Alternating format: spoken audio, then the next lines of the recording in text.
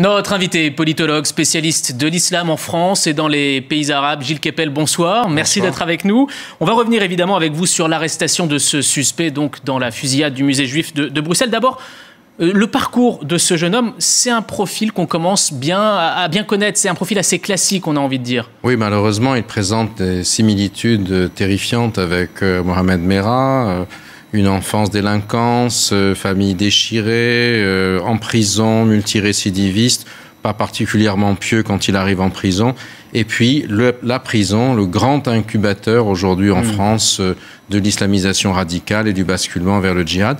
C'est là que s'arrêtent en partie les similitudes, parce que pour le suspect, il y a la Syrie, ce qui n'était pas le cas pour Merah. Et ça change énormément de choses. On va en parler évidemment de la Syrie, mais sur ce parallèle fait avec Mohamed Merah, il y a aussi le mode opérationnel qui est assez similaire. On a le sentiment qu'il s'est un petit peu inspiré de lui. Il y a aussi peut-être ces mots employés par le procureur de Paris, François Molins. Il a parlé d'un loup solitaire. On a interrogé d'ailleurs à ce sujet Frédéric Pechnard, l'ancien patron de la police nationale qui était notre invité tout à l'heure. On va l'écouter puis on va voir votre réaction. C'est ce qu'on appelle des loups solitaires. Ça ne veut pas forcément dire qu'ils sont seuls du matin au soir et tout le temps. Ça veut dire que ils peuvent bénéficier éventuellement d'une complicité, ils peuvent bénéficier d'un réseau, sans d'ailleurs forcément que le réseau soit au courant de ce qui se passe, mais ils décident eux-mêmes de la cible, des moyens et du temps. Et ça rend évidemment la détection extrêmement difficile, parce que quand vous surveillez une équipe d'une dizaine de terroristes potentiels, eh bien vous pouvez passer des écoutes, vous pouvez espérer qu'il y en a un qui commettra une erreur, vous pouvez assister à des rencontres entre eux, mais quand la personne est seule, eh bien il n'y a vraiment qu'à l'instant du passage à l'acte que vous pouvez voir quelque chose. Alors ça fait assez peur ce qu'il décrit là, Frédéric Pechnard. Est-ce que vous partagez son analyse ? Non, on a déjà parlé de loup solitaire au moment de l'affaire Merah et ça a été très profondément remis en cause parce que quand on parle de loup solitaire, on ne comprend pas tout ce qui s'est passé en amont. C'est-à-dire que vous avez des gens qui sont complètement formatés et encadrés à la fois intellectuellement et par, en l'occurrence pour Merah comme pour lui, par le maniement d'armes.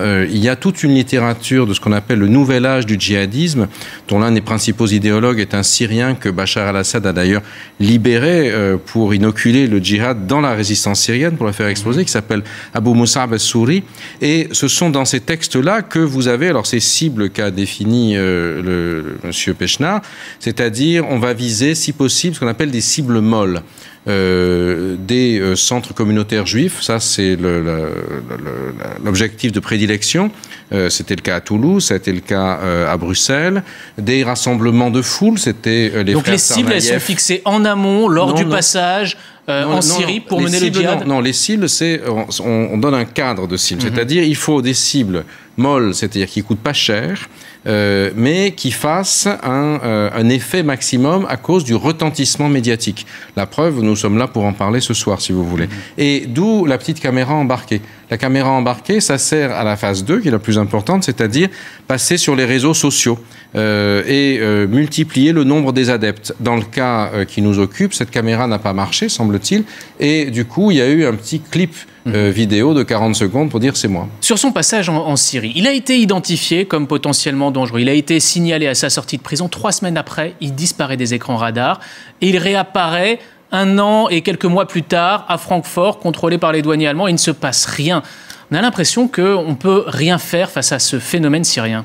Mais ça pose effectivement un problème gigantesque de la capacité à identifier ce type d'individu. Et rendez-vous compte que, apparemment, d'après les informations qu'on a, son arrestation vendredi a été parfaitement fortuite, puisque ce sont des douaniers qui ont... Alors, il a pris cette espèce de moyen de transport qu'en principe, un terroriste bien formé ne devrait jamais prendre, c'est-à-dire l'autocar qui fait Amsterdam, Bruxelles, Marseille, qui est l'autocar que prennent les petits dealers de la drogue. Les contrôles, ils ont lieu pour le trafic de drogue. Essentiellement. Et donc, il monte dans ce bus avec une Kalachnikov, un pistolet, plus de 200 munitions, une vidéo où il se met en scène. Voilà. Ça paraît bizarre. Oui, alors parce que probablement il n'était pas complètement autonome intellectuellement à ce moment-là. C'est quelqu'un qui est quand même pas d'un très bon niveau, qui une fois qu'il a fait son acte, est-ce qu'il a voulu, puisqu'il a raté le film la première fois, refaire quelque chose à Marseille. D'autres ont dit qu'il a voulu s'embarquer pour un pays du sud de la Méditerranée.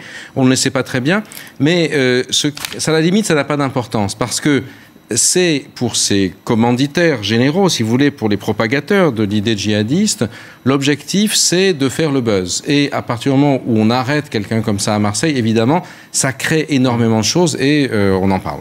Alors, dans votre dernier ouvrage intitulé Passion française, vous vous êtes focalisé sur 3 villes, Roubaix, Tourcoing et Marseille. Et il se trouve que ces 3 villes, elles sont dans l'histoire de ce suspect. Roubaix-Tourcoing, c'est là où il a ses attaches familiales. Marseille, c'est là où il a été arrêté. Alors, est-ce qu'elles disent quelque chose de la société française, ces 3 villes ? Oui, bien sûr, parce que la raison pour laquelle je me suis focalisé sur ces villes, pour les citer, comme on dit aujourd'hui, c'est les quartiers populaires défavorisés de ces villes, c'est parce qu'ils sont emblématiques de l'endroit où le tissu social français est le plus déchiré.